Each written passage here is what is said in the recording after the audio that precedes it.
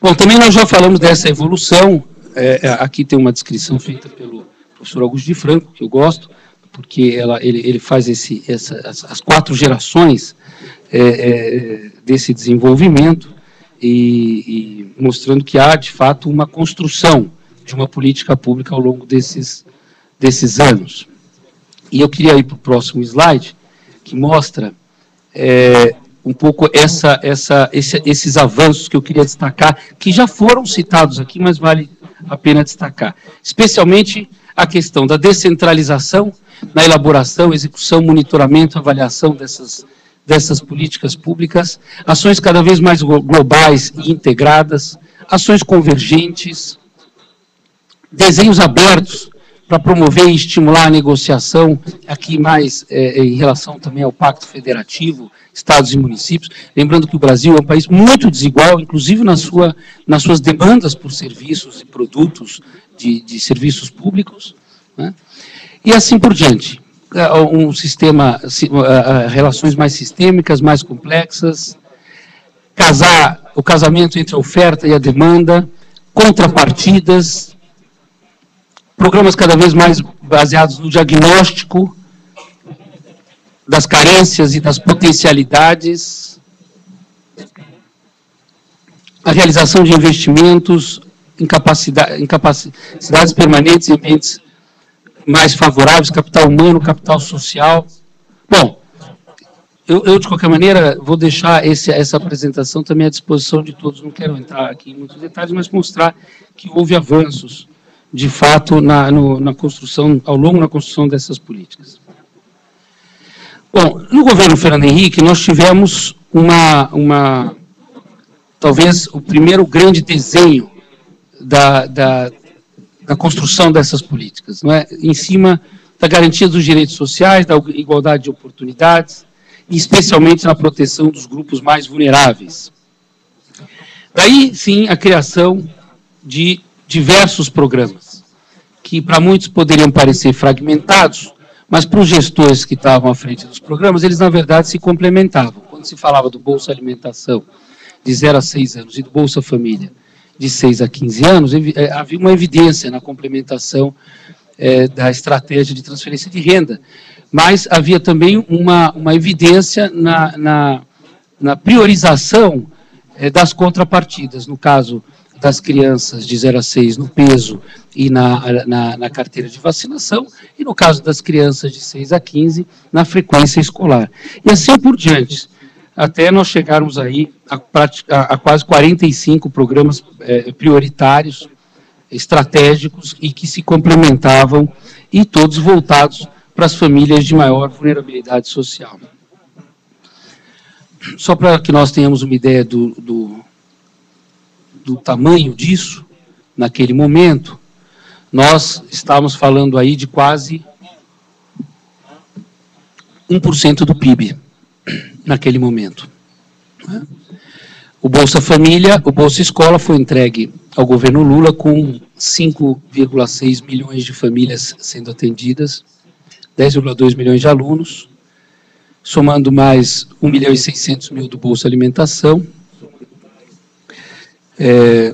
o auxílio gás, que passava uma verba a todas essas famílias também, uma complementação e assim por diante.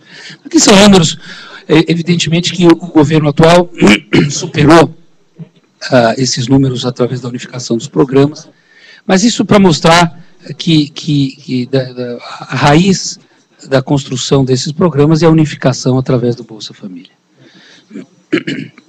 Bom, eu queria falar rapidamente desse novo modelo na gestão da política pública que nós implantamos em São Paulo, baseado nas premissas que foram aqui colocadas pela professora Carminha e pela professora Aldaísa. Nós já havíamos consensuado essas ações de metodologias mais focalizadas nos territórios, a identificação de problemas em cada um dos territórios da cidade de São Paulo, apostando em inovações sociais, em parcerias, como foi dito aqui, com as organizações sociais. São Paulo é seguramente a cidade que tem o maior número de convênios proporcionalmente do Brasil, né? Então, as parcerias eram fundamentais para que nós pudéssemos avançar a política social. E monitoramento e avaliação. Isso é fundamental, não é uma prática no Brasil. Acho que nós também tivemos um avanço muito grande nessa perspectiva do monitoramento e avaliação, especialmente eu tive a oportunidade de trabalhar com o ministro Paulo Renato no MEC, ao lado da sala da Maria Helena Castro, que era então presidente do INEP, e a questão do monitoramento e avaliação das políticas era muito presente. E é evidente que isso, em geral, é relegado a um segundo plano pelos gestores públicos, porque tem custo. Você monitorar e avaliar programas tem custo. E muitas vezes o gestor prefere atender a demanda, né, do que gastar na função meio, que seria a função de avaliação. Mas esquece que o monitoramento e avaliação melhora o desempenho também das políticas públicas, portanto, melhora o desempenho de toda a gestão. E pensar nesses dois eixos, atendimento integral às demandas das famílias, atendimento integral à necessidade que as famílias apresentam e a integração entre as políticas públicas. O meu receio, eu vou aprofundar um pouco mais para frente, mas o meu receio é que a política da assistência social, alicerçada agora num sistema único de assistência social, que é o SUAS, possa se tornar uma política tão corporativa como é a política de educação e a política de saúde no Brasil. E isso não é bom, não só pela fragilidade orçamentária e de política pública que tem inerente à assistência social, mas porque a assistência social, o desenvolvimento social, depende de uma integração cada vez maior com a educação, especialmente, e com a saúde. Bom, então, baseado nessas premissas, nós iniciamos um programa em São Paulo chamado Ação Família Viver em Comunidade. O próprio nome diz o fortalecimento da família e de seus vínculos comunitários. É um pouco do que a Carminha dizia, de não imaginar que as pessoas vivem de forma isolada ou de que as pessoas têm carências únicas. As pessoas têm carências múltiplas e vivem em comunidade. Portanto, o desenvolvimento ele tem que ser comunitário. Você não consegue desenvolver uma única família, né? Aliás, essa é uma das críticas também ao Bolsa Família, nesse sentido, de que o atendimento de uma família não necessariamente tirará ela da situação, se o seu entorno for aquele que nós mostramos na foto do Tuca Vieira, né? É necessário um investimento na comunidade em que aquelas famílias estão inseridas. Daí a programação família como um programa articulador.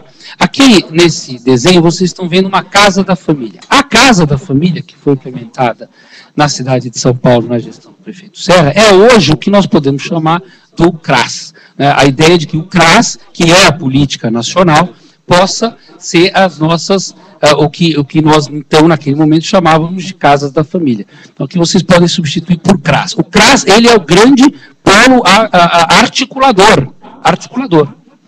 Ele se articula com as demais políticas públicas existentes no território. Então, ele não vai buscar a política pública do ministro, do secretário, ele vai buscar a diretora da escola, o diretor do posto de saúde, o coordenador de habitação da região tal, e dessa forma articular demandas e ofertas de serviços públicos ou a ausência deles naquele determinado território. E trabalhar em eixos de desenvolvimento, que são eixos de desenvolvimento individual, familiar e comunitário. Então, primeiro, trabalhar a vida em família. Nós tivemos a oportunidade, eu e Carminha, de visitar o Chile e o Uruguai recentemente, no Uruguai, onde nós vimos os maestros, os professores comunitários, que saíam das escolas e faziam professores visitadores, e visitavam a casa das famílias, identificando outros problemas que levavam a criança a ter um desempenho escolar menor. Mas no Chile nós visitamos, talvez, o mais importante programa de desenvolvimento social, pelo menos na minha visão de gestor público, que foi o Chile Solidário, Puente, o mais completo dos programas de desenvolvimento social que eu já tive notícia. E no Puente, no Chile Solidário, que nós tivemos a oportunidade de visitar, nós verificamos esses eixos de fortalecimento para o desenvolvimento. Primeiro, fortalecer o vínculo familiar, que hoje em dia sabemos que não necessariamente é pai, mãe e filhos, mas não importa, há um núcleo familiar, e esse núcleo familiar é que precisa ser identificado. E ao identificar esse núcleo familiar, você precisa fortalecer, né? Fortalecer os vínculos de respeito, os vínculos cidadão e assim por diante. O compromisso que pais, filhos, avós, tios, tias